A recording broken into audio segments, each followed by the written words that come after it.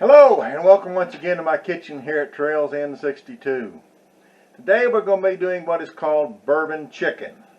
Now it's not exactly a complete meal in a jar, but it kind of sort of is, because it's going to be the chicken in the sauce, and I'm also going to be putting some peppers and onions in it. And then when you eat it, you can add stuff to it, like you can add broccoli, sugar snap peas, carrots, rice, of course. And that's what I do with mine, is I put it on rice. So I'm going to be doing bourbon chicken. Now bourbon chicken is not necessarily made with bourbon, although it can be. So the recipe calls for adding chicken stock, and you can put in 1/4 cup of bourbon if you want to. Actually, bourbon chicken is supposed to have been developed by a Chinese cook on Bourbon Street in New Orleans. And that's the story behind bourbon chicken, that it was developed by this Chinese cook in a restaurant on Bourbon Street in New Orleans. Hence the name bourbon chicken. But you can also add bourbon to it. Whether he did or not, I don't know. But that's the story behind it. So we're going to do bourbon chicken. And we're going to start off making our sauce that we're going to put the chicken in. Alright, before we go any further, a little disclaimer here. This recipe calls for 3.5 pounds of chicken. Skinless, defatted, and boneless. And it says thighs are better than breasts. Listen. Chicken thighs do not cut up like chicken breasts. Okay, I've got close to 4.5 pounds. Now, this recipe says that the 3.5 pounds will do 4 pints. And the sauce would do 4 pints. Now, I've got 4.5 pounds of thighs, and I got to putting in my sauce, and I didn't have enough sauce. And I've said this before in other videos. You have to make more sauce than the recipe actually calls for, because generally speaking it's never enough. If I would have put all of my chicken into 3 pints, then I would have had enough sauce. But I've got 5 pints, so I had to come back and make some more sauce. So I'm putting this in beforehand, so this is what you need to know. I did 4.5 pounds, approximately, of thighs. Then I took the skins off and deboned them. So it wasn't actually 4.5 pounds. Once you get the skin, the bone, the fat off these things, then your weight's going to go down. Plus you cook them a little bit, your weight's going to go down. The size, volume is going to go down a little bit. So here's my suggestion. Before you get into this video, as you follow it, number one, this would probably have worked with chicken breast. Number two, make more sauce than what it says. I'm going to give you what I did, but double that. If you're going to do 5 pints, double the amount of sauce. Or increase the amount of chicken. If you put more chicken in the jars, you need less sauce. And there's nothing wrong with that. If you want to fill these jars almost to the top with chicken, and then I put in some peppers and onions, just a little bit of those. If you want to fill the jars almost fill up with chicken, you might have enough sauce following this recipe. So, just a word of warning, more chicken or more sauce. Because this recipe, I run out of sauce for 5 pints. Just so you're forewarned, because I had to stop and go and make some sauce, and then I made this thing here so I could stick it in at the beginning, so that you wouldn't be surprised if you follow this recipe and come up short like I did. Alright, let's carry on. Now I start off with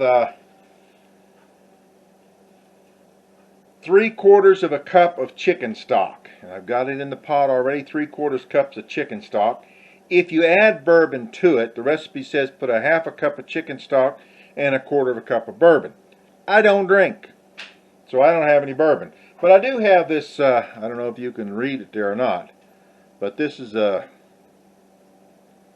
let me see if it'll clear up there. No.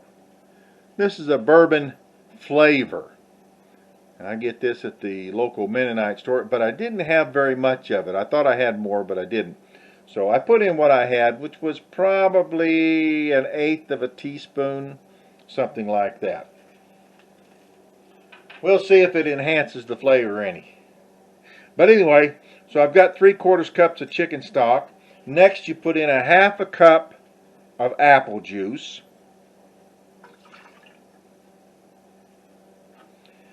Following that, you have 2/3 cup of soy sauce.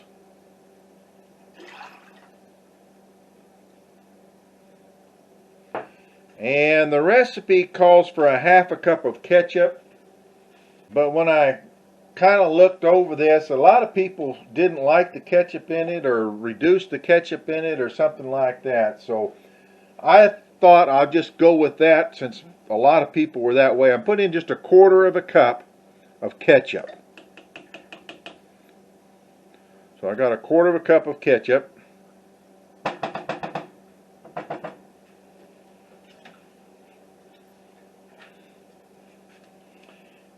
And then we have 1/2 cup of packed brown sugar.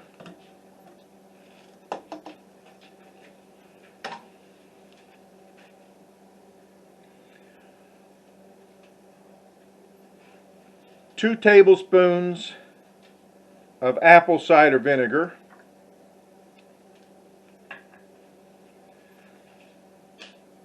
And the recipe also actually calls for onion powder and garlic powder, but I'm going to not put that in the sauce, and then I'm going to add onions and peppers to the jar and a little bit of minced garlic. Next is 3/4 of a teaspoon of ginger powder.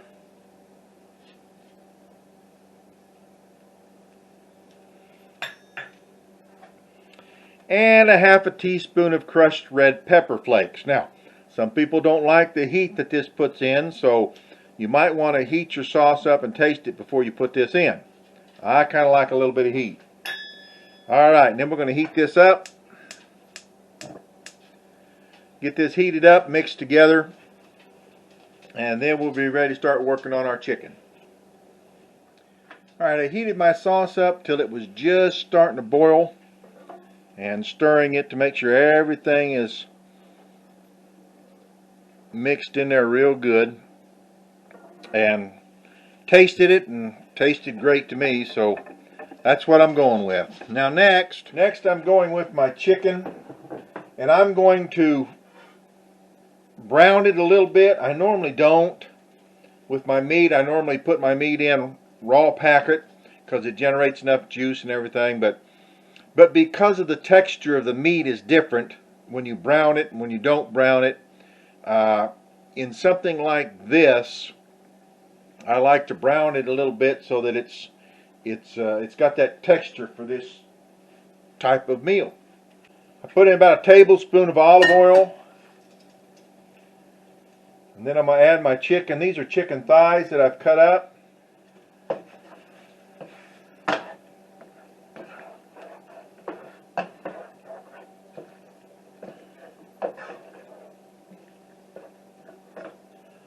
So I'll brown this up a little bit. Want to get a little color on all the sides of it, and that'll help it hold its texture.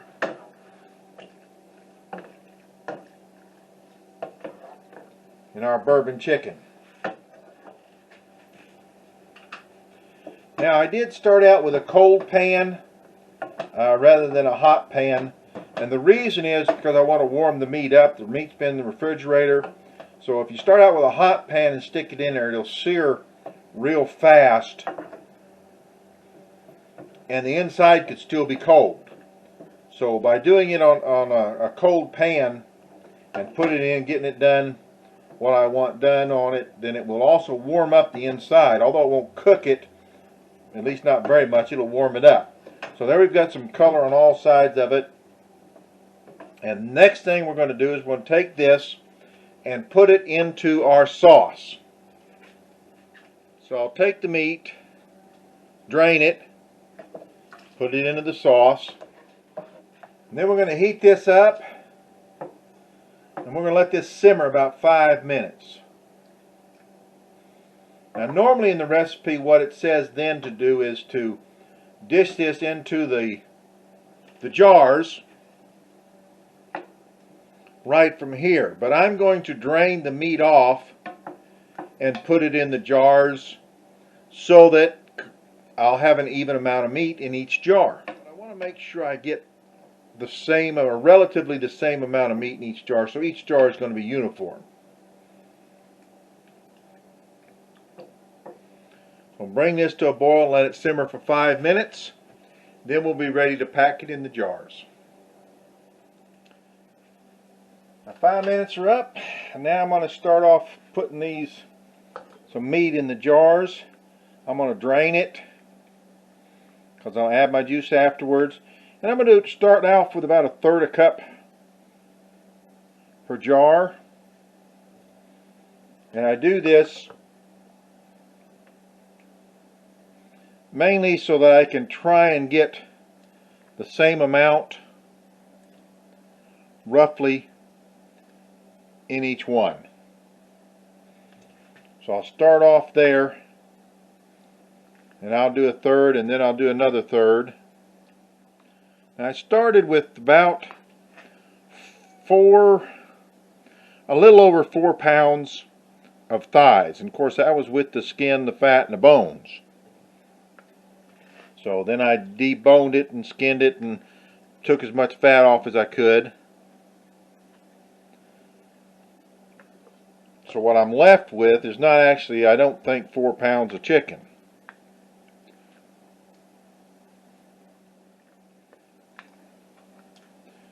I've got 2/3 in each one, and then I don't think I have enough for another 1/3 in each one, so I'm just doing a little shy of 1/3. They won't be exact.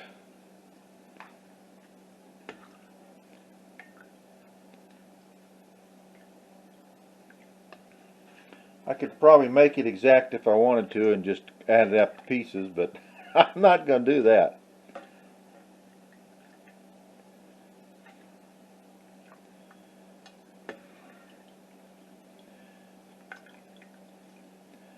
Alright, so I've got this left, this little dab left here.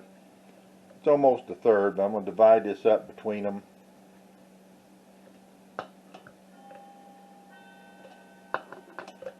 I'm going to add some onions and some peppers. Now these are rough chopped because that's the way you do this kind of food. They're not diced, it's just rough chopped. And so I'm going to take 1/8 cup, and just kind of a rounded 1/8 cup, and put in each one. Again, it's pretty rough, so it's hard to get exact.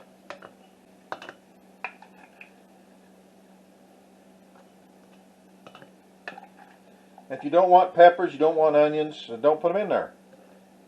If you want to put more meat in a jar, put more meat in a jar. The proportions of this is basically how you want to do it. I happen to like onions and peppers in my, well, I don't know if you'd call this Chinese or not. Well, it's supposedly made by a Chinese, but it's a New Orleans dish. So it's kind of a, I guess you'd call it a Chinese Cajun. Then finally we're going to put our sauce in. And again, we want a 1-inch head space. Alright, if you made it this far, you know what happened. I ran out of sauce, so I had to stop and go back and make some more sauce.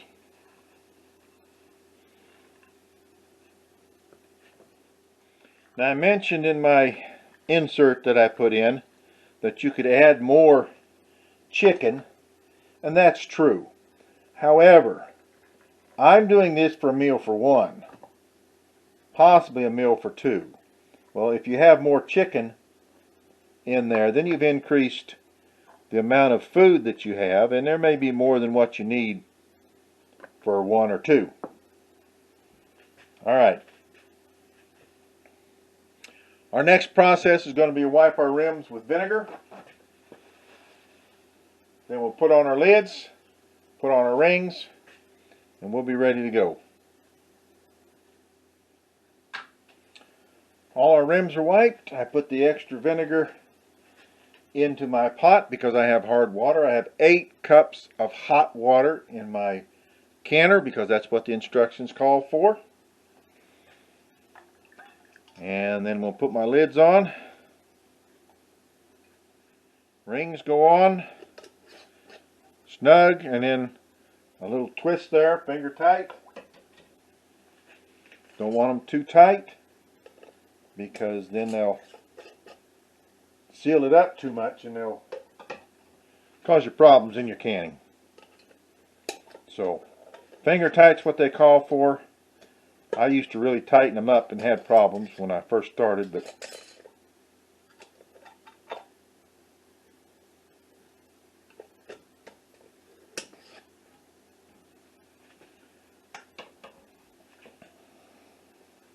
then I followed the directions. That's my motto a lot of times. When all else fails, follow directions. Alright, we have 5 in the canner. We've checked our lid and everything, and our vent hole down, locked. Got my pressure gauge up here set on exhaust. That's my 15 pounds because of my altitude.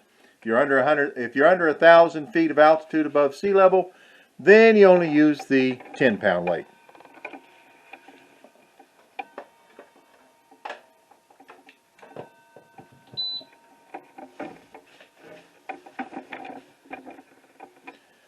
Plugged in, high.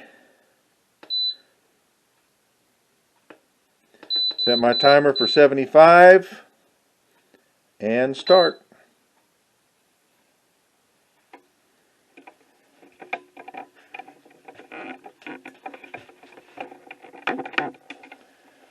And there we go. When it starts up, it'll count down. When it gets the pressure built up and starts to flow, it'll put a 10 count on there, count down 10 minutes till it's vented out, and then it'll beep, and I'll turn the pressure weight down to airtight, and then it'll build up the pressure, and when it hits the proper pressure and temperature, it'll start to count down at 75 minutes.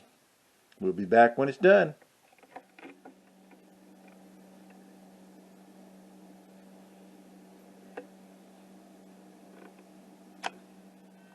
Well, we got our 5 pints of bourbon chicken, and just had a little bit of glitch in there, but we took care of it. So there we go, 5 pints of bourbon chicken. Now, to eat this, I did put some peppers in there, but the recipe didn't actually call for that. But you can add vegetables to it, and this you probably might want to it because it's just the chicken and the sauce. You can put it on rice, you can put it on Chinese noodles. I prefer rice myself. The sauce may be a little thin for you, so you may want to put a thickener to it after it's canned, not before. You don't add thickeners before it's canned, but after it's canned, you can, as you're heating it up, you can add thickeners to it, cornstarch, flour, whatever you want to do. I use rice. I make my instant rice, dehydrated rice, and it will displace. It's a 1-to-1 ratio when I'm rehydrating it, so if I put in a quarter of a cup of rice, it'll absorb a quarter of a cup of liquid. So I just put rice in as it's heating up and let that start absorbing the liquid until I get it to the consistency that I want, and bringing it to a boil, and that way it cooks. It gets the liquid into the rice as quickly as possible, so you know how much to add, and then I pour it over more rice that I have reconstituted.